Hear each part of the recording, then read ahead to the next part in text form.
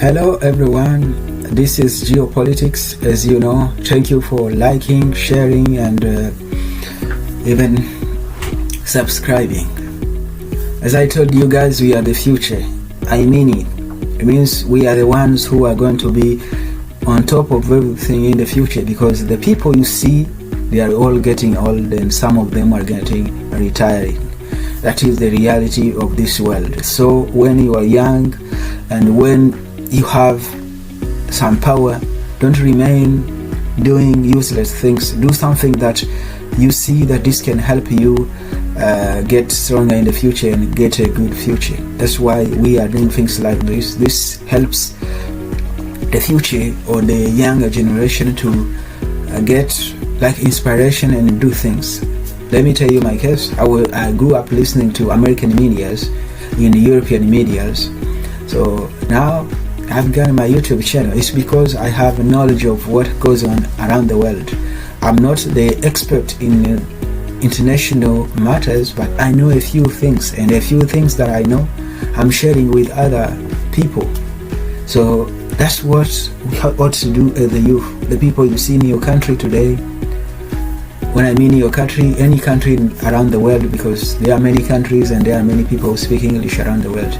Anywhere you are listening to me from, know that you can do better if you choose to. So it depends on what you are doing. It depends on what are your goals and your plans. So today we are going to see the fall of Basar Al-Assad. So you know, the fall of Basar Al-Assad, it is something that surprised me, and I was wondering whether he was still healthy or something was not going well, because when the cities began to fall, the city of Aleppo, Hama and Homs, all of these great cities, when they began falling, we said maybe the man is no longer in power or something happened. So because the situation unfolded very quickly. But there is a reason to this. The reason is because this regime has been in power for so many years, and because it has been in power since Basar al-Assad was in power since 2000 when his dad died, because his dad got in power since November 1970, and he became president in 1971. So that's when he was sworn as the president in March 71. So the Bashar al-Assad family, the Bashar family, were in power for 53 years. You see, his father was Hafez al-Assad. So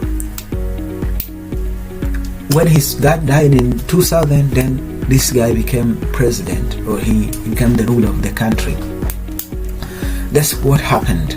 But what triggered this sudden fall of Bashar al-Assad is because all his allies got weaker, and Russia, who was not weaker, was preoccupied with the war in Ukraine. That is what made Basar al-Assad fall.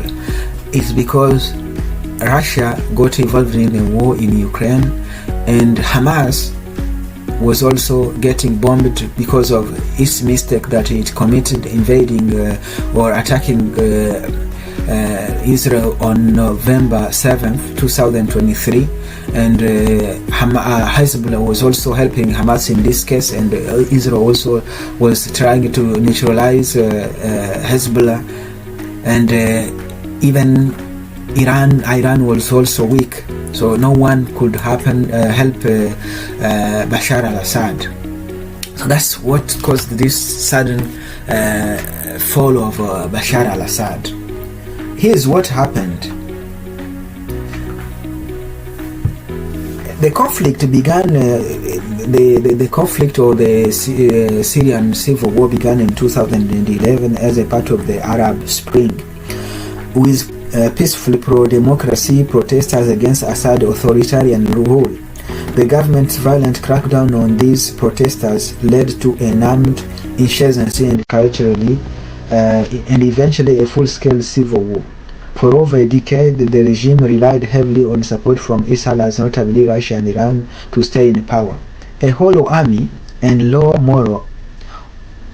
Over the years of conflict, the Syrian military became deeply demoralized, poorly led, and under-equipped. Widespread corruption and cronyism within the ranks had a devastating effect, leading to a loss of will to fight. As the final offensive by opposition forces began, there were widespread reports of soldiers and police officers abandoning their posts and fleeing rather than defending the regime. The final offensive, the immediate